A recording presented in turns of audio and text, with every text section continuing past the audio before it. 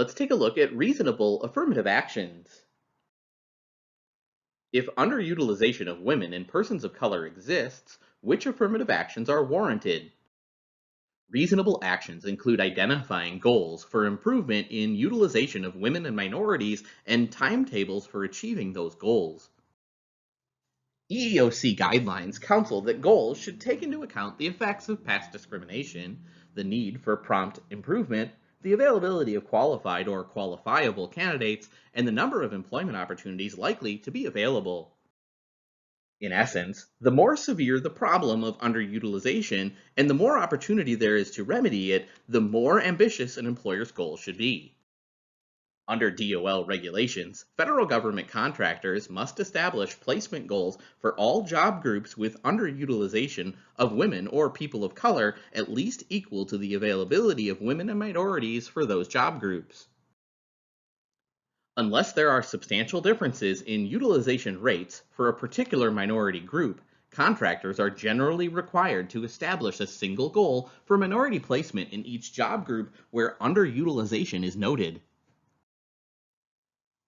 Regarding affirmative action on behalf of a disabled persons, a 7% utilization goal exists for all federal contractors and is used in lieu of data on the availability of disabled persons for specific jobs and geographic areas. DOL regulations stress that goals serve as objectives and targets reasonably attainable through a good faith effort. There is more than a semantic difference between goals and quotas. Contractors' placement goals may not be rigid and inflexible quotas, which must be met, nor may they be considered as either a ceiling or a floor for the employment of particular groups. Quotas are expressly forbidden. Employers with affirmative action plans should establish goals as benchmarks against which improvement in the use of underutilized women or persons of color can be measured.